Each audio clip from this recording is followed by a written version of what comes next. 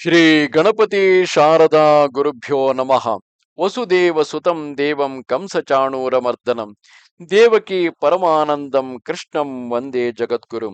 ಶ್ರೋತೃಗಳಿಗೆ ಶ್ರೀ ಅಳಸಿಂಗರಾಚಾರ್ಯ ವಿರಚಿತ ಶ್ರೀ ವ್ಯಾಸ ಮಹರ್ಷಿ ಪ್ರಣೀತ ಶ್ರೀಮದ್ ಭಾಗವತದ ತೃತೀಯ ಸ್ಕಂದದಲ್ಲಿ ಗರ್ಭ ಜನ್ಮಾದಿ ದುಃಖಗಳು ಎಂಬ 31ನೆಯ ಅಧ್ಯಾಯಕ್ಕೆ ಸ್ವಾಗತ. ಅಮ್ಮ ಕೇಳು, ಇದುವರೆಗೆ ನಿನಗೆ ಯೌವನದಲ್ಲಿಯೂ ವಾರ್ಧಕ್ಯದಲ್ಲಿಯೂ ಮರಣಾವಸ್ಥೆಯಲ್ಲಿಯೂ ಮರಣಾನಂತರದಲ್ಲಿಯೂ ಮನುಷ್ಯನು ಅನುಭವಿಸಬೇಕಾದ ಕಷ್ಟಗಳನ್ನು ತಿಳಿಸಿದನು. ಇನ್ನು ಜೀವನು ತಾಯಿಯ ಗರ್ಭದಲ್ಲಿರುವಾಗ ಅವನಿಗುಂಟಾಗುವ ಕಷ್ಟಗಳನ್ನು ತಿಳಿಸುವೆನು ಕೇಳು.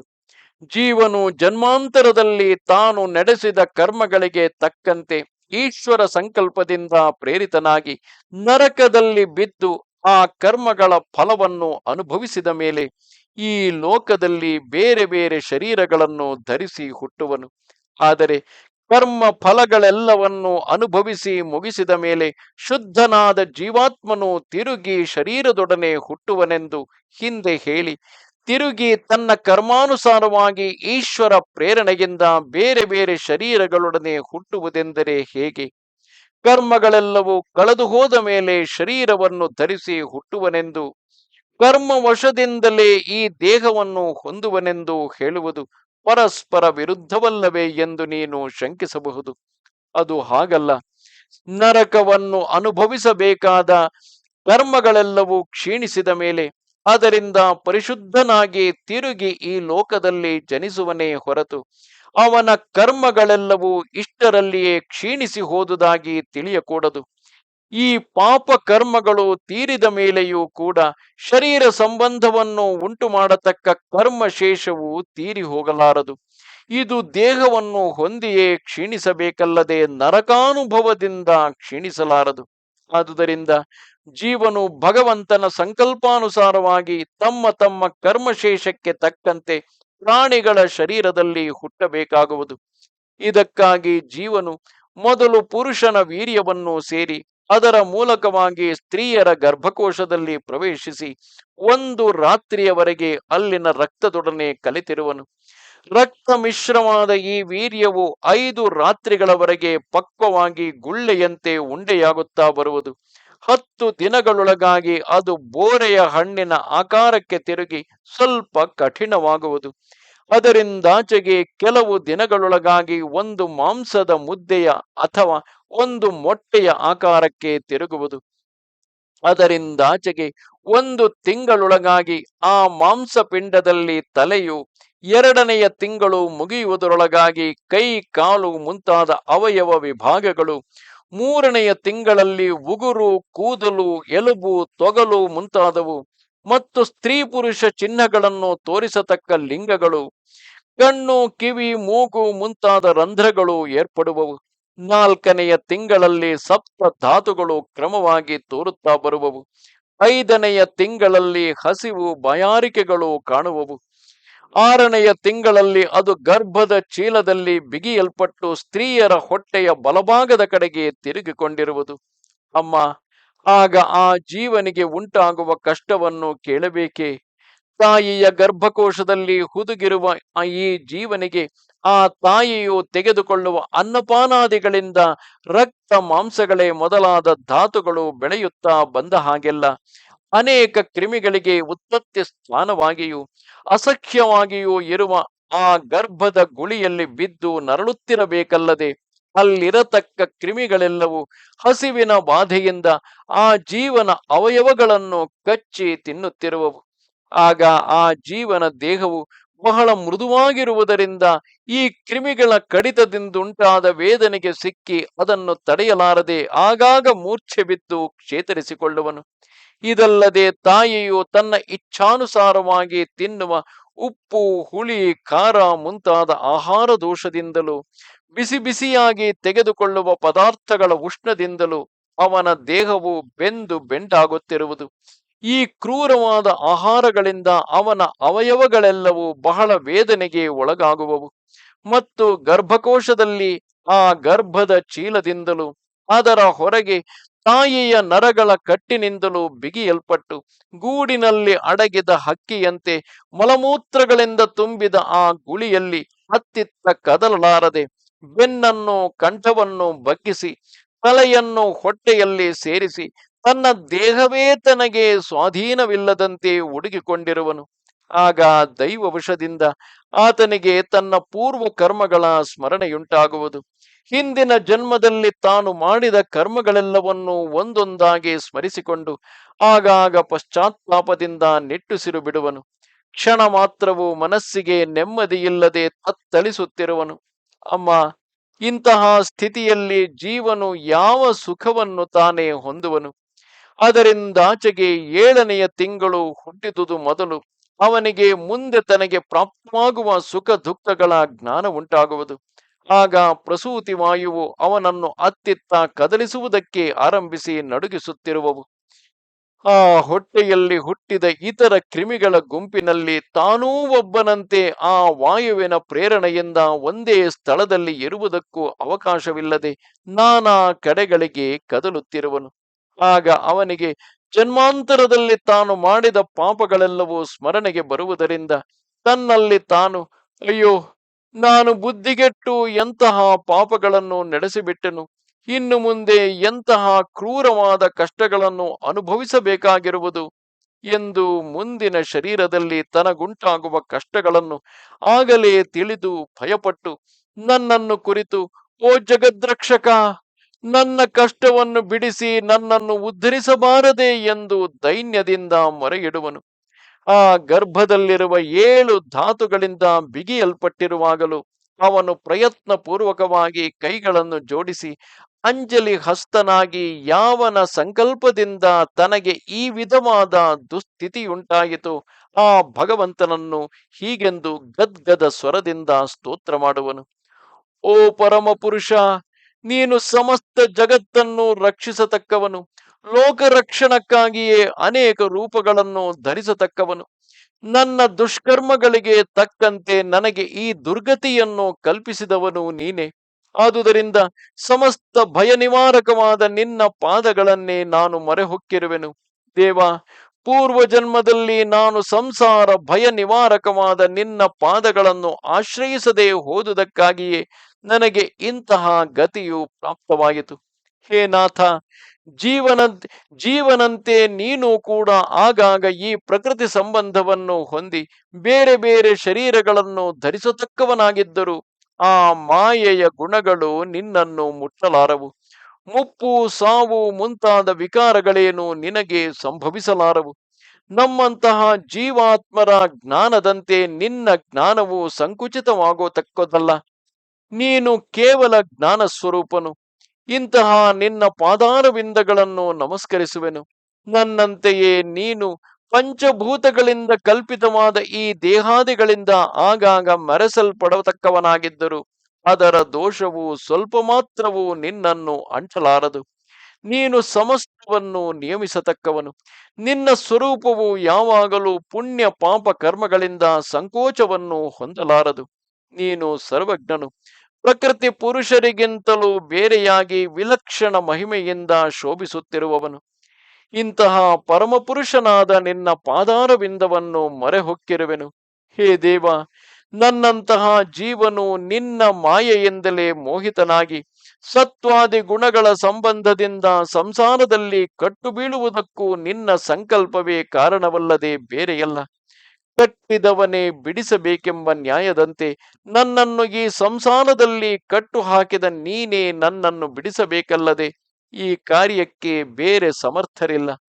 ಈ ಸಂಸಾರ ಬಂಧದಿಂದಲೇ ನಮ್ಮಂತಹ ಜೀವಾತ್ಮನಿಗೆ ಜ್ಞಾನ ಸಂಕೋಚ ಉಂಟಾಗಿ ತನ್ನ ನಿಜ ಸ್ಥಿತಿಯನ್ನು ತಾನು ತಿಳಿಯಲಾರದೆ ತಿರುಗಿ ತಿರುಗಿ ಜನನ ಮರಣಗಳನ್ನು ಹೊಂದುತ್ತಿರುವನು. ಅಂಥವನಿಗೆ ಸ್ವರೂಪ ಜ್ಞಾನ ಉಂಟಾಗಬೇಕಾದರೂ ನಿನ್ನ ಅನುಗ್ರಹದಿಂದಲ್ಲದೆ ಬೇರೆಯಲ್ಲ. ಆದುದರಿಂದ ನಿನ್ನ ಮಾಯೆಯಿಂದ ಮುಚ್ಚಲ್ಪಟ್ಟ ಜೀವನು ನಿನ್ನ ಅನುಗ್ರಹದಿಂದಲೇ ಬಿಡುಗಡೆಯನ್ನು ಹೊಂದಬೇಕಾಗಿರುವುದು. ಭೂತ ಭವಿಷ್ಯದ್ ವರ್ತಮಾನಗಳೆಂಬ 3 ಕಾಲಗಳಲ್ಲಿಯೂ ಸಂಕುಚಿತವಾಗದೆ ಜೀವಾತ್ಮ ಪರಮಾತ್ಮರ ನಿಜಸ್ಥಿತಿಯನ್ನು ತಿಳಿಯತಕ್ಕ ಜ್ಞಾನವು ನಿನ್ನ ಅನುಗ್ರಹವಿಲ್ಲದೆ ಯಾವ ಜೀವನಿಗೂ ಉಂಟಾಗಲಾರದು. ಸರ್ವೇಶ್ವರನಾದ ನೀನೊಬ್ಬನೇ ಈ ತ್ರಿಕಾಲದಲ್ಲಿಯೂ ತಡೆಯಿಲ್ಲದ ಜ್ಞಾನವುಳ್ಳವನು. ಬ್ರಹ್ಮಾದಿ ದೇವತೆಗಳಿಗೂ ನೀನೇ ಅಧಿಪತಿಯಾದುದರಿಂದ ಅವರಿಗೂ ನಿನ್ನ ಅನುಗ್ರಹದಿಂದಲೇ ಈ ಜ್ಞಾನ ಉಂಟಾಗಬೇಕು. ಬ್ರಹ್ಮದೇವನೇ ಮೊದಲಾಗಿ ನಾವೆಲ್ಲರೂ ಕರ್ಮವೆಂಬ ಅವಿದ್ಯೆಯಿಂದ ಮರೆಸಿ ಹೋದ ಜ್ಞಾನವುಳ್ಳವರು. ಹೀಗೆ ನಿನ್ನನ್ನು ಹೊರತು ಇತರರೆಲ್ಲರೂ ಕರ್ಮಕ್ಕೆ ಕಟ್ಟುಬಿದ್ದಿರುವಾಗ ನೀನಲ್ಲದೆ ಅದನ್ನು ಬಿಡಿಸತಕ್ಕವರಾರು? ತಾನೇ ಸೆರೆಯಲ್ಲಿ ಸಿಕ್ಕಿಬಿದ್ದ ಮನುಷ್ಯನು ಮತ್ತೊಬ್ಬನನ್ನು ಹೇಗೆ ತಾನೇ ಸೆರೆಯಿಂದ ಬಿಡಿಸಬಲ್ಲನು? ಸ್ಥಾವರ ಜಂಗಮಾತ್ಮಕವಾದ ಶರೀರಗಳನ್ನು ಪ್ರವೇಶಿಸಿರುವ ಸಮಸ್ತ ಜೀವಗಳಲ್ಲಿಯೂ ನೀನು ಅಂತರಾತ್ಮನಾಗಿ ಅವರನ್ನು ನೇಮಿಸತಕ್ಕವನು. ಆದುದರಿಂದ ಆ ಜೀವಾತ್ಮಗಳು ನಿನ್ನ ಅಂಶಗಳೇ ಹೊರತು ಅಲ್ಲದೆ ಬೇರೆಯಲ್ಲ. ಇಂತಹ ನಿನ್ನನ್ನು ಮರೆಹೋಗುವೆನು.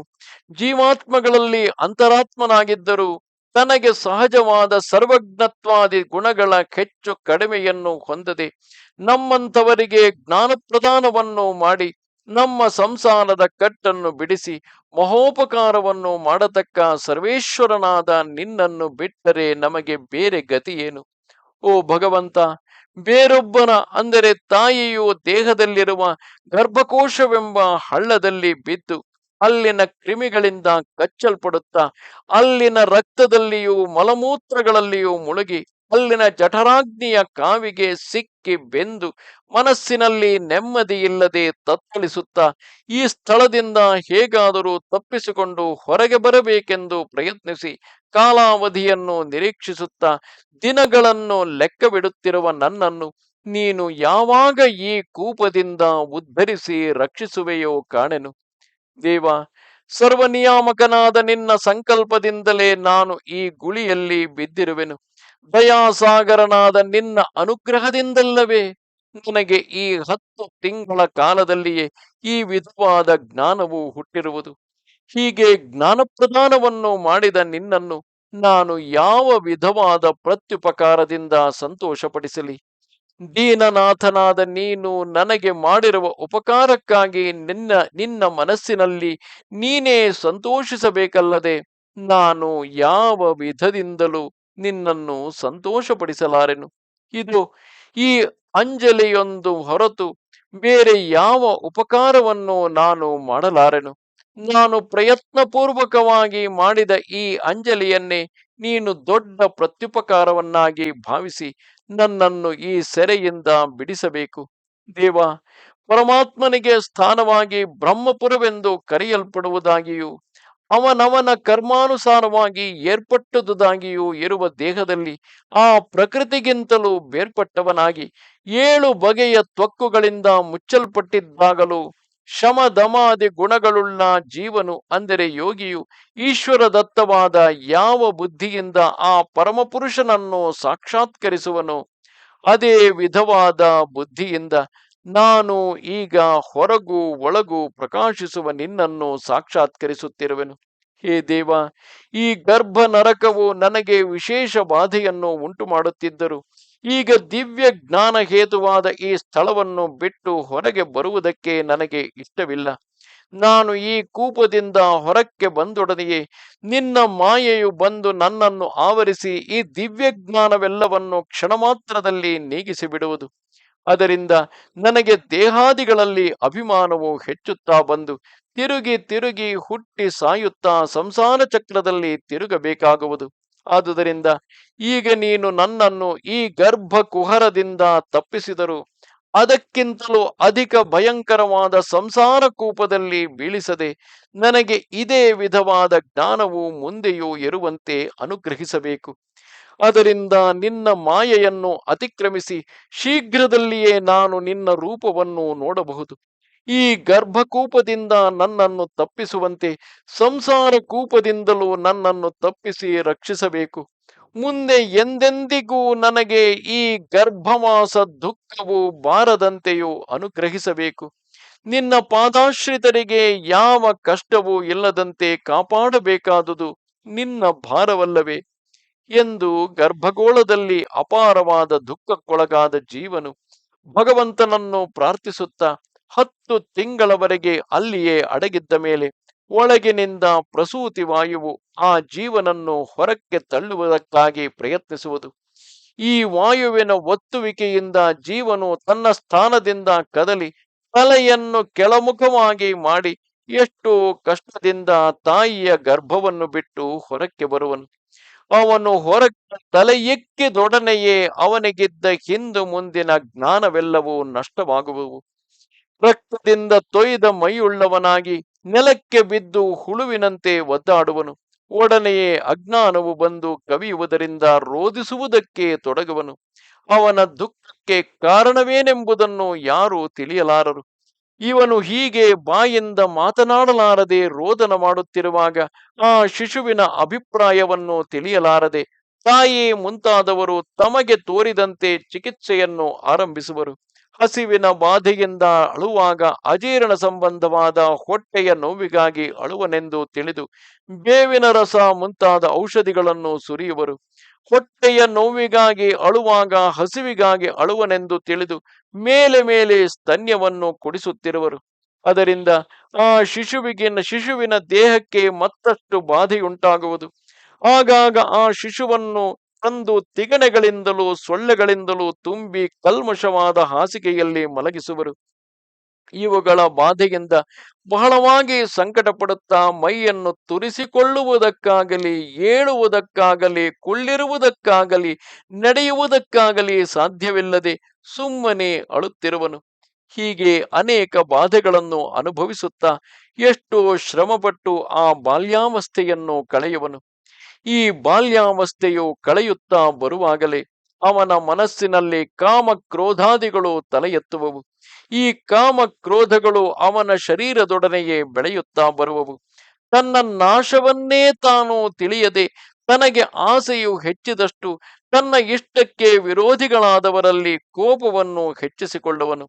ಪಂಚಭೂತಗಳಿಂದ ಕಲ್ಪಿತವಾದ ದೇಹದಲ್ಲಿ ಸೇರಿಕೊಂಡಿರುವ ಆ ಜೀವನು ವಿವೇಕಹೀನನಾಗಿ ಎಲ್ಲವನ್ನು ತಾನೇ ನಡೆಸುವೆನೆಂದು, ಎಲ್ಲವೂ ತನ್ನದೆಂದು ಅಹಂಕಾರ ಮಮಕಾರಗಳಿಂದ ಬೀಗಿ ಬೆನೆಯುವನು.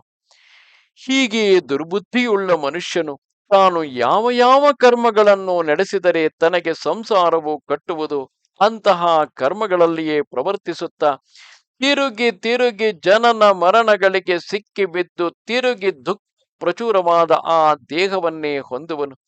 ಕುಟುಂಬ ಪೋಷಣಕ್ಕಾಗಿ ಅದರಲ್ಲಿ ಎಷ್ಟು ಅಸತ್ಕಾರ್ಯಗಳನ್ನು ನಡೆಸಿ ನರಕದ ಬಾವಿಯಲ್ಲಿ ಬೀಳುವನು. ಜನನಿ, ಕುಟುಂಬ ವ್ಯಸನದಿಂದ ಉಂಟಾಗುವ ಅನರ್ಥಗಳೆಂಬುದನ್ನು ಬಲ್ಲೆಯ?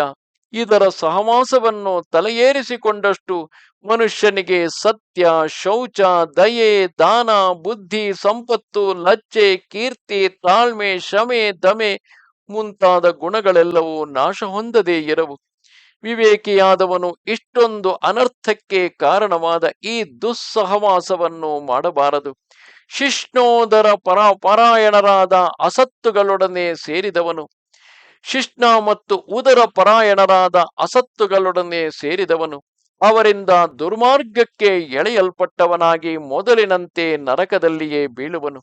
ಯಾರು ಕೇವಲ ವಿಷಯಾಸಕ್ತರಾಗಿರುವರೋ, ಯಾರು ಸ್ವಸ್ವರೂಪವನ್ನು ತಿಳಿಯದೆ ದೇಹವನ್ನೇ ಆತ್ಮವೆಂದು ಭ್ರಮಿಸುವರು, ಯಾರು ವಿವೇಕವಿಲ್ಲದ ಮೂಢ ಬುದ್ಧಿಯುಳ್ಳವರು, ಯಾರು ಮನಸ್ಸಿನಲ್ಲಿ ಇಲ್ಲದವರು, ಯಾರು ಸ್ತ್ರೀಯರ ಮೋಹಪಾಶಕ್ಕೆ ಸಿಕ್ಕಿಬಿದ್ದು ಅವರ ಕೈಯಾಟದ ಗೊಂಬೆಗಳಂತೆ ಅವರು ಹೇಳಿದ ಹಾಗೆ ಆಡುತ್ತಿರುವರು, ಅಂಥವರನ್ನು ನೋಡಿದಾಗ ಅವರ ದುಸ್ಥಿತಿಗಾಗಿ ಶೋಕಿಸಬೇಕೇ ಹೊರತು ಅಂಥವರೊಡನೆ ಕ್ಷಣ ಮಾತ್ರವೂ ಸಹವಾಸವನ್ನು ಮಾಡಬಾರದು.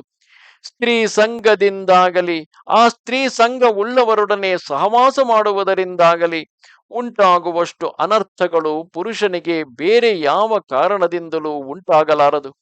ಇದರಿಂದ ದುಃಖವೇ ಹೊರತು ಎಂದಿಗೂ ಸುಖವಿಲ್ಲ. ಸ್ತ್ರೀಯರ ಮೋಹಪಾಶವೆಂಬುದು ಮಹಾಜ್ಞಾನಿಗಳನ್ನು ಕೂಡ ಬಲವಾಗಿ ಸೆಳೆದು ಕಟ್ಟಿ ಹಾಕದೆ ಬಿಡಲಾರದು. ಅಮ್ಮ, ಇದಕ್ಕೊಂದು ಇತಿಹಾಸವನ್ನು ಹೇಳುವೆನು ಕೇಳು. ಪೂರ್ವದಲ್ಲಿ ಬ್ರಹ್ಮದೇವನು ತನ್ನ ಕುಮಾರಿಯಾದ ಸರಸ್ವತಿಯನ್ನು ನೋಡಿ ಅವಳ ಸೌಂದರ್ಯಕ್ಕೆ ಮೋಹಿತನಾಗಿ ಅವಳನ್ನೇ ಪರಿಗ್ರಹಿಸುವುದಕ್ಕೆ ಯತ್ನಿಸಿದನು. ಅವಳು ಮೃಗರೂಪವನ್ನು ಧರಿಸಿ ಓಡುತ್ತಿದ್ದರೂ ಬಿಡದೆ ತಾನು ಮೃಗರೂಪವನ್ನೇ ಧರಿಸಿ ಅವಳನ್ನು ಬೆನ್ನಟ್ಟಿ ಹೋಗಿ ಹಿಡಿದನು. ಮಹಾತ್ಮನಾಗಿ ಜ್ಞಾನಾಧಿಕನೆನಿಸಿಕೊಂಡ ಅಂತಹ ಬ್ರಹ್ಮನೇ ಹೀಗೆ ಸ್ತ್ರೀಮೋಹದಿಂದ ಮರುಳಾಗಿ ಲಜ್ಜೆಯನ್ನು ಬಿಟ್ಟು ತನ್ನ ಹೊಟ್ಟೆಯಲ್ಲಿ ಹುಟ್ಟಿದ ಮಗಳನ್ನೇ ಸಂಭೋಗಿಸುವುದಕ್ಕೆ ಯತ್ನಿಸಿದನಲ್ಲವೇ? ಇನ್ನು ಸಾಮಾನ್ಯ ಜನರಿಗೆ ಈ ದುರ್ಬುದ್ಧಿಯು ಹುಟ್ಟುವುದು ಏನಾಶ್ಚರ್ಯವು? ಸ್ತ್ರೀ ಸಾಂಗತ್ಯವೆಂಬುದು ಆಯಸ್ಕಾಂತವು ಕಬ್ಬಿಣವನ್ನು ಎಳೆಯುವಂತೆ ಪುರುಷರ ಮನಸ್ಸನ್ನು ಕ್ಷಣ ಮಾತ್ರದಲ್ಲಿ ಆಕರ್ಷಿಸಿ ಬಿಡುವುದು. ಆ ಬ್ರಹ್ಮನಿಂದ ಸೃಷ್ಟಿಸಲ್ಪಟ್ಟ ಮರೀಚಿ ಮೊದಲಾದ ಮಹರ್ಷಿಗಳು ಕೂಡ ಈ ಮೋಹಪಾಶವನ್ನು ತಪ್ಪಿಸಿಕೊಳ್ಳಲಾರದೆ ಹೋದರು.